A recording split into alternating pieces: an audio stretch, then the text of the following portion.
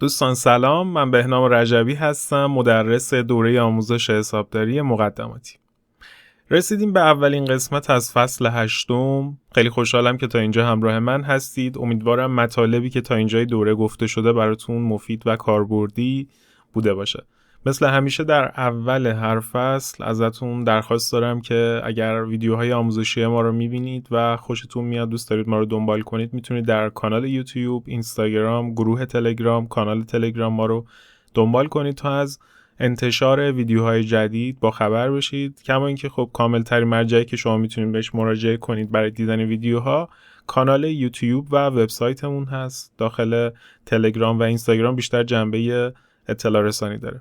همچنین درخواست دارم ازتون اگر دوست داشتید از حساب تیوب حمایت بکنید، میتونید ما رو به دوستانتون، دوستانی که قصد یادگیری حسابداری و مهارت‌های حسابداری دارن معرفی کنید. ما رو توی اینستاگرام استوری کنید، داخل گروه‌های تلگرام معرفی کنید، به بقیه پیشنهاد بدید یا به همکلاسی‌های خودتون اگه دانشجو هستید ما رو پیشنهاد بدین تا به ما مراجعه کنن و ویدیوها رو تماشا کنن. افزایش تعداد کاربرها خب باعث میشه که ما هم از این ور یه انرژی مثبتی از شما بگیریم و سرعت و کیفیت ویدیوها رو افزایش بدیم تا از اون ور شما هم بتونید از ویدیوهای بیشتری استفاده کنید. اما خب برسیم به سراغ فصل 8. ما این جلسه در اولین قسمت از فصل 8 هستیم. یه فصل 13 قسمتی رو پیش رو داریم. فصل 8 متمرکز بر روی حسابداری خزانه است. خزانه خب همونطور که در فصل‌های گذشتم بهتون گفتم یکی از واحدهاییه که تو سازمان‌ها وجود داره.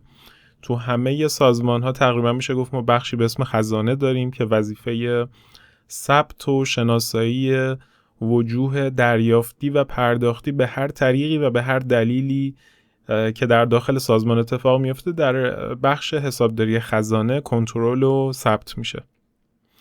فصل 8 متمرکز روی این قضیه است و موضوع این جلسه‌مون هم معرفی فصل 8. من این جلسه رو میخوام صرفاً یه معرفی کوتاهی نسبت به فصل 8 داشته باشم، دونه دونه قسمت‌ها رو بهتون توضیح بدم تا با یه دیدگاه و چارت درستی وارد این فصل بشین و شما هم خب اون ترتیبی که لازمه رو برای دیدن ویدیوها حتما رعایت بکنین که به ترتیب بتونیم با هم دیگه پیش بریم.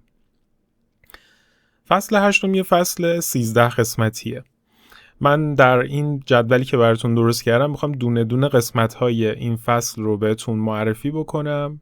یه توضیح کوتاهی در رابطه با هر قسمت میخوام بهتون بدم و بعدش دیگه از این قسمت به بعد وارد محتوای آموزشی فصل 8 خواهیم شد. در قسمت اول که خب همین قسمتی که دارین تماشا میکنید قراره که فصل 8 رو معرفی کنیم از 13 قسمتی که آماده شده. قسمت دوم تعاریف و اصطلاحات تخصصی حسابداری خزانه است. خب من خواستم قبل از اینکه وارد مباحث پیشرفته تر حسابداری خزانه بشیم اول شما رو با یه سری اصطلاحات و تعاریفی که در این بخش وجود داره آشنا کنم. شاید شما خب چشمتون گوشتون نشنیده باشه و ندیده باشین یه سری موارد رو از اونجایی که خب این دوره مقدماتیه و قراره از صفر به شما مباحث آموزش بده، اول با اصطلاحات و تعاریف شروع کردم، توضیحشون دادم تا تو فصل قسمت‌های بعدی که رسیدیم اگر اسمی شنیدین به گوشتون ناآشنا نباشه. قسمت سوم میایم ساختار خزانه رو با هم دیگه می‌بینیم. در واقع از زاویه بالا به بخش خزانه، به واحد خزانه حسابداری یه شرکت نگاه می‌کنیم. رویدادهایی که داخلش اتفاق میفته، انواع رویدادها، ماهیت رویدادها و دلیل رویدادها رو با هم دیگه در یه شکل خلاصه شده از بالا میبینیم تا آمادگی بیشتری پیدا بکنیم که بتونیم حالا اگه رفتیم مثلا تو قسمت‌های 5 تا 8 نمونه اسناد رو ثبت کردیم دیگه اونجا یه ذهنیت کلی ابتدای کار داشته باشیم.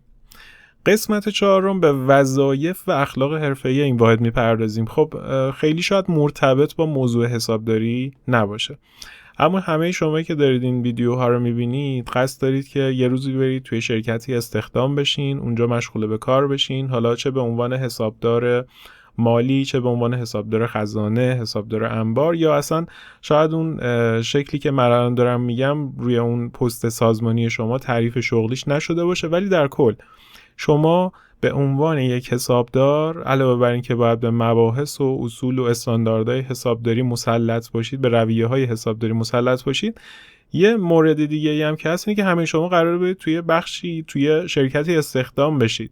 پس باید به وظایف و اخلاق حرفه‌ای و اون فرهنگ سازمانی که در یه شرکت میخواید مشغول بشید هم مسلط باشین، تا حدی اونا رو هم بلد باشید. به هر حال همیشه یه بعد قضیه تو شغل ما میشه بعد علمیش که ما مثلا باید با حسابداری و استانداردها و قوانین و مقرراتش آشنا باشیم. یه بعد دیگهش میشه اون اخلاق حرفه‌ای و فرهنگی که باید در شرکت رعایت بکنیم و وظایف و مسئولیت‌های خودمون رو حداقل بدونیم. و قسمت 4 واقعا قسمت مهمیه از نظر اینکه شما بخواید برین جای مشغول بشید، خب باید یه سری اطلاعات دیگر رو هم به غیر از حسابداری داشته باشین. هدف من اینه که این دوره کاربردی و دوره‌ای باشه که اصطلاحاً میگن دوره بازار کاری، نه دوره‌ای که صرفاً دانشگاهی بیاد یه سری سرفصلا رو بگه و حسابداری رو بهتون آموزش بده. خب اخلاق حرفه‌ای، مسئولیت‌ها و وظایفی که شما در هر شرکت دارید مطمئناً از مهمترین بخشاییه که باید بدونید. قسمت 5 میایم نمونه اسناد و رویدادهای مرتبط با بانکو میگیم. قسمت 6 نمونه اسناد و رویدادهای مرتبط با صندوق که وجوه نقد و جابجا می‌کنه رو میگیم. قسمت 7 میایم در رابطه با چک دوباره نمونه اسنادش رو میگیم، وضعیت‌های مختلفی که چک میاد، چک دریافتی، پرداختی، وصول، واخواست، نمیدونم برگشت چک، نقد کردن چک، خرج کردن چک و کلی موارد دیگه که تو این قسمت آموزش داده خواهد شد. قسمت 8 رویه و روش تنخواه و انواع اسناد تنخواه رو میگیم، شارژ تنخواه، هزینه‌های تنخواه، فرم تنخواه و موارد دیگه داخل این قسمت آموزش داده میشه. قسمت 9 میایم اون حساب معین‌های جدیدی که از قسمت 5 تا 8 با هم دیگه یاد گرفتیم رو تجزیه و تحلیل میکنیم. در واقع خیلی از دانشجوها زمانی که دارن یه سندی رو ثبت میکنن، مثلا یه حساب معینی رو بدهکار میکنن، یه حساب معینی رو بستانکار میکنن، یه چیزی تو ذهنشون همیشه هست که این حساب معین سرفصلش چیه، زیر مجموعه کدوم حساب کل، زیر مجموعه کدوم گروه حساب، در کدوم سرفصل قرار میگیره. خب ما در قسمت 9 میایم به این سوالات پاسخ میدیم.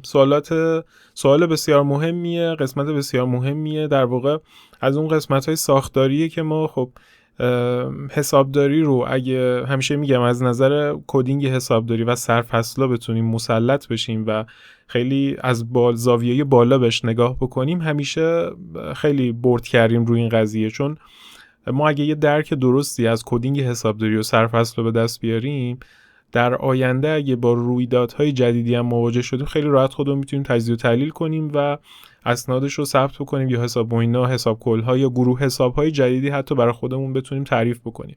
تجزیه و تحلیل حسابداری خزانه این کمک رو به شما میکنه که یه دیدی مثل دید یه مدیر مالی در یه سازمان پیدا بکنه. البته که این قسمت شاید نمیتونه شما رو تبدیل به مدیر مالی کنه ها، ولی خب یه قسمتیه که کمک کننده است برای شما که بتونید از زاویه بالا همیشه به قضایا نگاه کنید. قسمت 10 پرسش و پاسخ داریم. اینجا یه سری سوالات پرتکرار و متداول رو مرتبط با حسابداری خزانه براتون جمع‌آوری کردم که میتونین به این قسمت هم مراجعه کنین. سوالاشو از سوالای شما هم باشه. هرچند اگر سوالی داشتید که تو این بخش نبود، حتما تو کامنت های همین قسمت بنویسین. حالا چه داخل یوتیوب اگه دارید ویدیو رو میبینید، چه داخل وبسایت، داخل کامنت های وبسایت یا یوتیوب بنویسین. شاید اگه این کامنت های شما به یه تعداد معقولی برسه، من دوباره یه قسمت پرسش و پاسخ 2 هم برای این قسمت ساختم و اون رو هم منتشر کردم. این 13 قسمتی که در فصل 8 میبینید ممکنه بیشتر بشه، ممکنه ما قسمت‌های پرسش و پاسخ بیشتری داشته باشیم، مباحث بیشتری داشته باشیم. همه این فصل‌ها البته ما تو حسابداری مقدماتی همه فصل‌ها به همین شکله. ممکنه در آینده روی هر فصلی هم قسمت‌های جدید بیاد، مثلا حتی فصل اول که مرتبط با اون موضوعات اولیه مثل حسابداری چیست و انواع مؤسسات بود، ممکنه باز موضوعات جدیدی هم در آینده اضافه بهش بشه. قسمت 11 تمرین داریم، 12 تمرین داریم، 13 هم تمرین داریم. 3 تا تمرین و مسئله براتون آوردم. خب ما هر چقدر تو حسابداری بیایم تئوری ها رو بپردازیم، هیچی مثل تمرین نمیشه. من 3 تا تمرین براتون طراحی کردم، 3 تا تمرینی که شامل یه سری رویدادهای مالی مرتبط با حسابداری خزانه هست و هر کدوم متمرکز روی یه چیزیه. حالا به همون تمرین برسیم، محتواش رو میبینید، مسائلش رو میبینید، میریم با هم دیگه اسنادش هم ثبت میکنیم تا تسلط بیشتری پیدا کنید به حسابداری خزانه. این قسمتمون تموم شد. صرفا می‌خواستم یه معرفی کوتاهی نسبت به فصل 8 داشته باشم.